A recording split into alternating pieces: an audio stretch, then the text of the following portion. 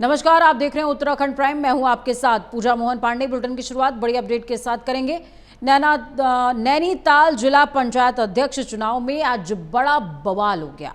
कांग्रेस ने आरोप लगाया कि उसके 4 समर्थक पंचायत सदस्यों का दिन दहाड़े अपहरण किया गया है। कांग्रेसियों का कहना है कि बीजेपी और पुलिस की मिलीभगत से उनके सदस्यों को मारपीट करके जबरन निजी वाहन में बैठा कर ले जाया गया। इस मामले को लेकर कांग्रेस चुनाव स्थगित करने और उच्च न्यायालय जाने की बात कह रही है। तो वहीं दूसरी ओर अध्यक्ष और उपाध्यक्ष पद के लिए मतदान जारी है और एहतियात के तौर पर जिला पंचायत कार्यालय के आसपास भारी पुलिस बल तैनात किया गया था। पूरा इलाका छावनी में तब्दील किया गया था।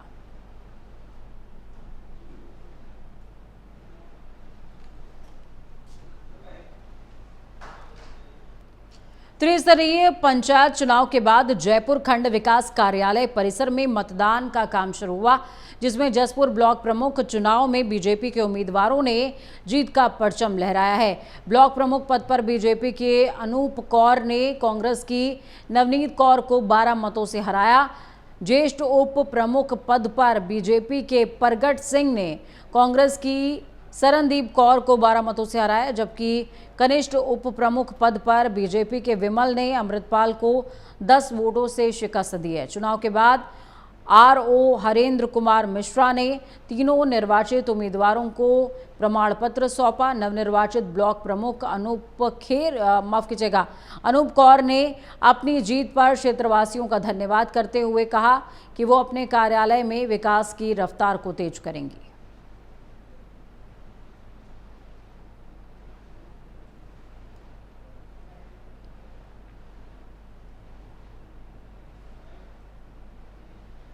तो वहीं उत्तराखंड पंचायत चुनावों में बीजेपी ने टिहरी जिला पंचायत अध्यक्ष चुनावों में मास्टर स्ट्रोक खेला है। पार्टी ने अपने अधिकृत उम्मीदवार सोना साजवान का नाम वापस लेकर निर्दलीय उम्मीदवार इशिता साजवान को अपने पाले में शामिल कर लिया। कांग्रेस के पास इस सीट के लिए कोई मजबूत उम्मीदवार नहीं था, जिससे इशिता का पलड़ा भारी रहा। बीजेपी ने रणनीति के तहत इशिता को समर्थन देकर उन्हें निर्विरोध जिला पंचायत अध्यक्ष बना दिया है और इस सीट को अपने खाते में डाल लिया। टिहरी जिला पंचायत सदस्य पद के लिए हुए चुनाव में 18 निर्दलीय, 14 बीजेपी और 13 कांग्रेसी उम्मीदवारों ने जीत हासिल की है। मतदान से एक रात पहले बीजेपी ने यह बड़ा फैसला लिया था।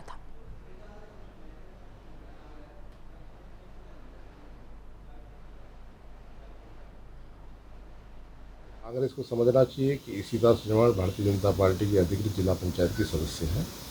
भारतीय जनता पार्टी ने सभी प्रकार के विषयों का मूल्यांकन करने के बाद इशिता साजवान को अपना प्रत्याशी बनाया और वो निर्विरोध निर्वाचित हुई हैं। मैं इशिता साजवान को और टिहरी भारतीय जनता पार्टी को अपनी शुभकामनाएं प्रेषित करती हूं। कांग्रेस को समझना चाहिए कि डोईवाला ब्लॉक में कांग्रेस ने सभी 3 प्रमुख पदों पर शानदार जीत हासिल करी है। कांग्रेस प्रत्याशी गौरव सिंह चौधरी ब्लॉक प्रमुख बने हैं, जबकि ज्येष्ठ ब्लॉक प्रमुख पद पर धनवीर सिंह और कनिष्ठ ब्लॉक प्रमुख पद पर बिना देवी ने जीत हासिल की है। इस जीत ने कांग्रेस को डोईवाला क्षेत्र में नई ऊर्जा दी। तो वहीं बीजेपी समर्थित प्रत्याशी केवल 13 वोटों तक सीमित रहे। चुनाव के बाद कांग्रेस कार्यकर्ताओं में खुशी का माहौल है और उन्होंने एक भव्य विजय जुलूस भी निकाला। गौरव सिंह चौधरी ने मीडिया से बात करते हुए कहा कि उनका उद्देश्य क्षेत्र में विकास की गति तेज करना और आपदा से प्रभावित क्षेत्रों पर जल्दी से जल्दी काम करना है।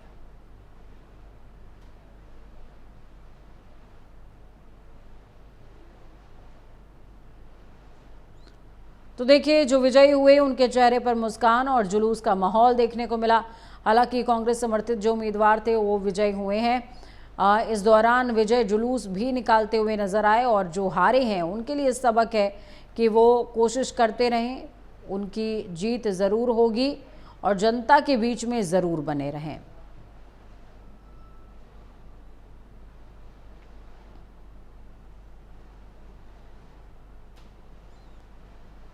तो उत्तराखंड में लगातार पंचायत चुनावों का दौर जारी है और इस बीच जो लोग विजयी हुए हैं उनको प्रमाण पत्र दिए गए हैं।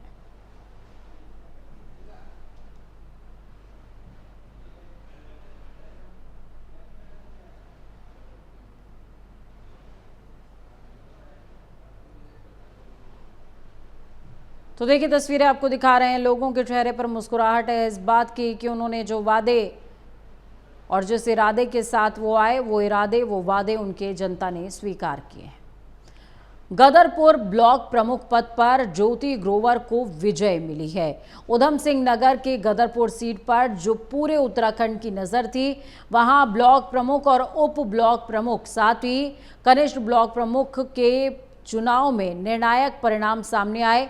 ज्योति ग्रोवर को 22 मत मिले, जबकि कमलजीत कौर और रीना पाइक को 22-22 मत मिले हैं। इस दौरान उधम सिंह नगर के जिलाधिकारी नितिन सिंह भदौरिया और वरिष्ठ पुलिस अधीक्षक मणिकांत मिश्रा सहित भारी पुलिस बल सुरक्षा में तैनात नजर आए। गदरपुर ब्लॉक प्रमुख सीट पर इस चुनाव को लेकर भारी उत्सुकता नजर आई, क्योंकि ये क्षेत्र उत्तराखंड के हॉट सीट्स में से एक है। चुनाव के बाद 4 वोटों के अंतर से तीनों प्रत्याशी विजय घोषित किए गए।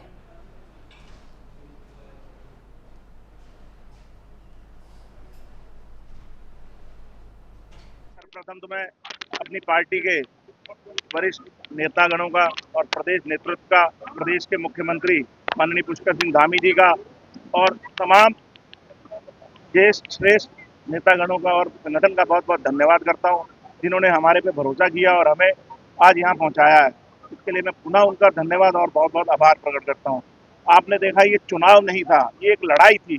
ये असत्य पे सत्य की लड़ाई थी और आज सत्य की जीत हुई। इसके लिए आप सबको गदरपुर की जनता को और हमारे उन समस्त साथियों को जिन्होंने हमारा तन मन से इस लड़ाई में हमारा साथ दिया, उनका हम बहुत बहुत धन्यवाद करते हैं और आभार प्रकट करते हैं। देखिए, उनकी करनी उनके सामने आएगी। जो उन्होंने किया वह आप सबको पता है और हम पार्टी के सच्चे सिपाही हैं, इसीलिए पार्टी ने हमारे पे भरोसा जताया और हमें आज यहाँ तक पहुँचाया। नैनीताल जिला पंचायत अध्यक्ष पद के चुनाव से पहले राजनीतिक माहौल काफी हाई है। कांग्रेस ने बीजेपी पर गंभीर आरोप लगाते हुए दावा किया कि बीजेपी के लोग उनके 6 से 7 जिला पंचायत सदस्यों को वोट डालने से पहले अपने साथ लेकर जाने की कोशिश करते रहे। इस दौरान कांग्रेस के नेता प्रतिपक्ष यशपाल आर्य, पूर्व विधायक संजीव आर्य और हल्द्वानी विधायक सुमित हृदयेश के साथ धक्का मुक्की और मारपीट की घटना भी हुई है। आरोप है कि यह मामला सिविल ड्रेस में मौजूद लोगों ने किया और पुलिस मौके पर मूक दर्शक बनी देखती रही।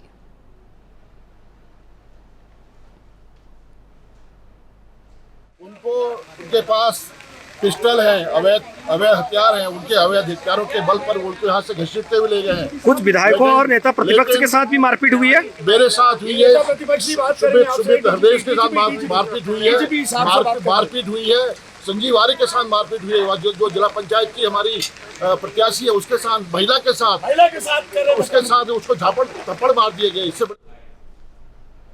उत्तरकाशी और पौड़ी की आपदा में सरकार के मुखिया भले ही हीरो बनकर उभरे हों, लेकिन विपक्ष की आंखों में सत्ता पक्ष के तमाम मंत्री और विधायक चुप रहे। 5 अगस्त को उत्तरकाशी के धराली में भीषण आपदा आई।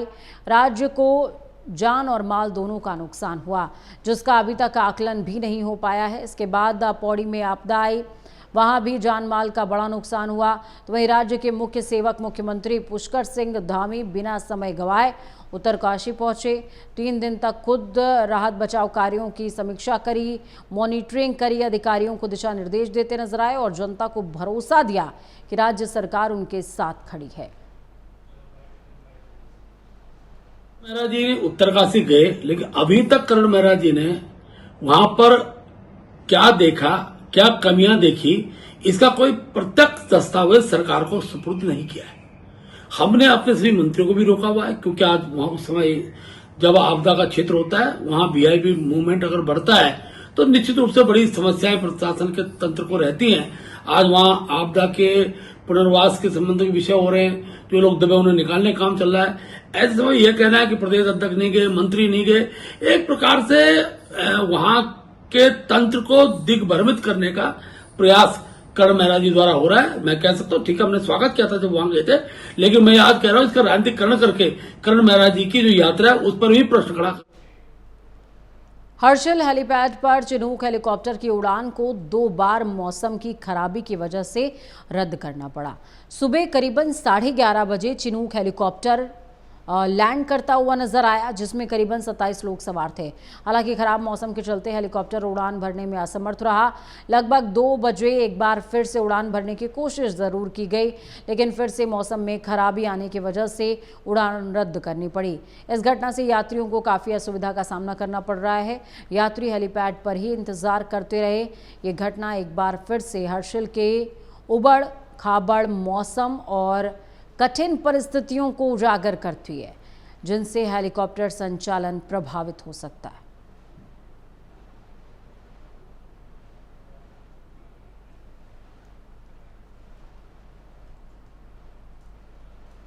चमोली जिले में बद्रीनाथ राष्ट्रीय राजमार्ग गौचर और कर्णप्रयाग के मध्य गलनाव के पास सड़क बंद हो गई है। इस दौरान प्रशासन ने तत्काल राहत कार्य शुरू कर दिया है और सड़क को जल्दी से सुचारू बनाने का प्रयास किया जा रहा है। बद्रीनाथ जाने वाले यात्री और वाहन अब बंद रास्ते की वजह से परेशान हो रहे हैं। प्रशासन ने मार्ग को खोलने के लिए प्रक्रिया का आगाज कर दिया है ताकि यात्रा और यातायात जल्द से जल्द बहाल हो सके। फिलहाल स्थिति को लेकर प्रशासन लगातार निगरानी बनाए हुए है।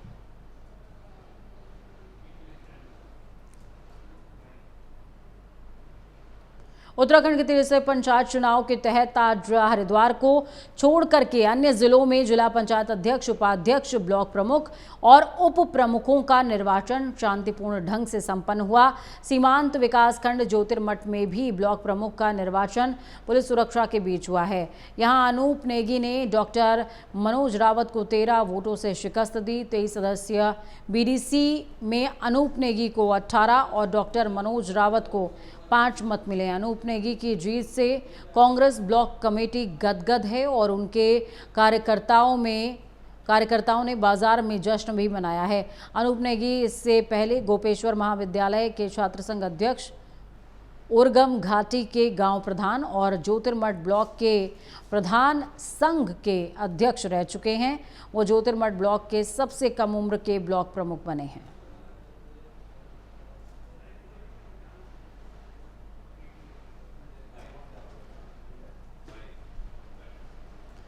आज 11वें दिन बद्रीश संयुक्त संघर्ष समिति के बैनर तले जन आंदोलनकारियों ने बद्रीनाथ धाम में गांधी घाट पर प्रदर्शन किया और प्राधिकरण के खिलाफ अपना विरोध जाहिर किया है। आंदोलनकारियों ने पवित्र तप्तकुंड और ब्रह्म कपाल क्षेत्र में अलकनंदा नदी के तेज बहाव से हो रहे कटाव पर चिंता व्यक्त की और कार्यदायी संस्था PIU और प्रशासन से ठोस सुरक्षा उपाय करने की मांग की है। स्थानीय कारोबारी रामनारायण भंडारी ने बताया है कि गांधी घाट में कुछ बेंच नदी के तेज बहाव में बह गई और घाट का कुछ हिस्सा भी धीरे धीरे धंस रहा है। उन्होंने चेतावनी दी है कि अगर जल्द ही उपाय नहीं किए गए तो तप्तकुंड क्षेत्र भी खतरे में पड़ सकता है।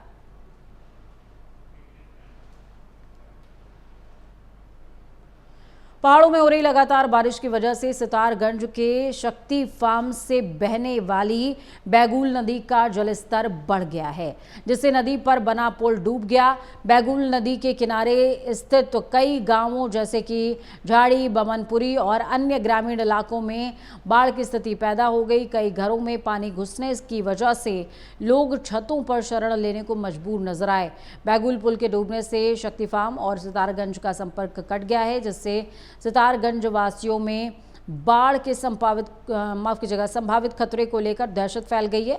स्थानीय प्रशासन, SDRF, NDRF और जल पुलिस की टीमें राहत कार्यों में जुटी हुई हैं, तैनात हैं।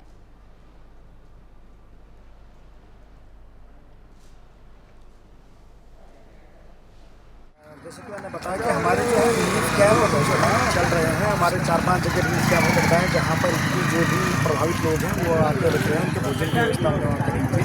हमारी NDRF, SDRF, जल पुलिस की टीमें हमारी रेस्क्यू में लगी हुई हैं और कहीं से भी अभी कोई जान माल की हानि की हमें कोई सूचना प्राप्त नहीं है। सभी अधिकारीगण जो है फील्ड पर मौजूद हैं और जल स्तर भी जो है अब डाउन हो रहा है। हमें जो हमारे पहाड़ी जो पार्ट जिलों से हमारी बात हुई है, उन्होंने ही बताया कि वहाँ भी बरसात कम हो गई है, तो बहुत ही जल्दी पानी भी कम हो जाएगा। देहरादून में उत्तराखंड STF ने एक बड़ी कार्रवाई करते हुए दिल्ली से नाइजीरियन साइबर ठग को गिरफ्तार किया है। आरोपी कल 19 आपको बता दें कि एक अंतर्राष्ट्रीय फर्जी पार्सल और सरकारी अधिकारी बनकर ठगी करने वाले गिरोह का मास्टरमाइंड था। यह गिरोह सोशल मीडिया पर लोगों से दोस्ती करता और उन्हें पार्सल भेजने का झांसा देकर नकली कस्टम और साइबर सुरक्षा अधिकारियों के नाम पर करोड़ों रुपए की ठगी करता था। देहरादून के एक निवासी से आरोपी ने 28,98,650 की ठगी की थी। एसटीएफ ने आरोपी के पास से 15 मोबाइल फोन, 10 सिम कार्ड और 5 एटीएम कार्ड और अन्य आपत्तिजनक सामग्रियां बरामद की हैं। पुलिस ने लोगों से अपील की है कि वो सोशल मीडिया पर अजनबी व्यक्तियों से दोस्ती ना करें और किसी भी साइबर अपराध की स्थिति में तुरंत 1930 नंबर पर संपर्क करें।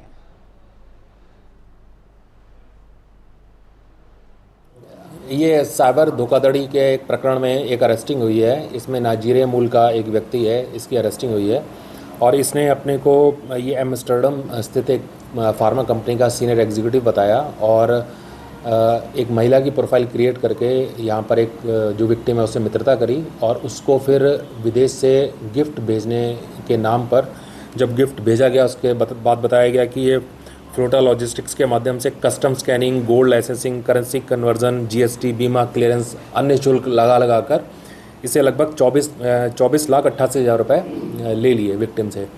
और जब ये ले लिए तो उसके बाद में फिर एक फर्जी पुलिस अधिकारी के द्वारा इनको कांटेक्ट किया गया, वो भी इसके द्वारा ही करा गया और इनको बताया गया कि आप साइबर फ्रॉड केस में फंस सकते हैं और अगेन इनसे 4,10,000 रुपये ले लिए।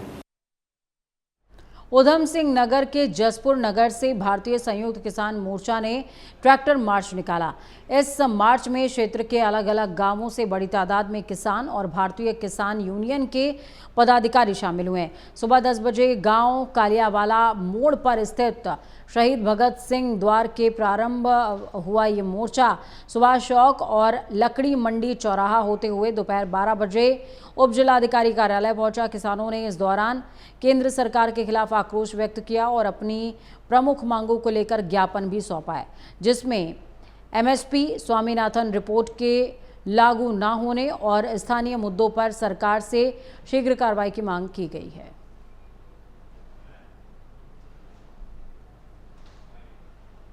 संयुक्त किसान मोर्चा के आह्वान पर पूरे देश भर में आज ट्रैक्टर मार्च और तिरंगा यात्राएं थी हमारी और उसी के अंतर्गत हमने जसपुर ब्लॉक में भी आज ट्रैक्टर मार्च के उसमें तिरंगा यात्रा निकाली है और जो हमारे सरकार ने हमसे वादा खिलाफी की थी उसमें ये यात्राएं थी और उसमें हमारी मांगे ये थी कि जब हम दिल्ली के बॉर्डरों पर से आंदोलन स्थगित करके आए थे तो सरकार ने हमसे लिखित में जो हमारे मांगे थी वो मानी थी, पर सरकार अभी तक उन वादों पर खरी नहीं उतरी।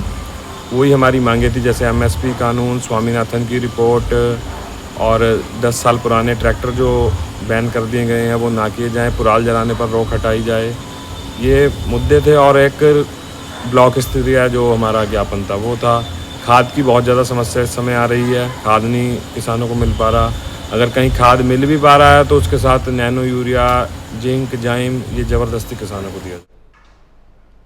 रुड़की के पिरान कलियर में 757वें उर्स की शुरुआत 24 अगस्त से मेहंदी डोरी की रस्म के साथ होने जा रही है। हालांकि स्थानीय लोगों का आरोप है कि प्रशासन ने अभी तक धरातल पर कोई ठोस तैयारी नहीं की। झूलों और अन्य ठेका की नीलामी नहीं होने से मेले की व्यवस्था पूरी तरह से चरमरा गई है। लोगों का कहना है कि उर्स के दौरान देश विदेश से भारी तादाद में ज़ायरीन यहां पर पहुंचते हैं, लेकिन खराब स्थिति की वजह से उन्हें काफ़ी समस्याओं का सामना करना पड़ता है।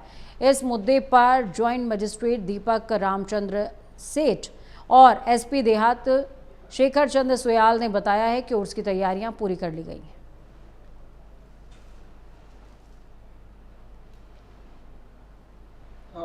माननीय डीएम सर का आदेश अनुसार आज अभी टेंडर वगैरह खोल दिया है कल ही और टेंडर के कार्रवाई शुरू हुआ है और साथ साथ अभी जड़ी कटान और अस्थायी रूप से कितना भी एनक्रोचमेंट है उसको हटाया जाएगा और उसके तरह हम प्लान भी किया है कि कौन सा कार्य समय अंतर्गत करना है।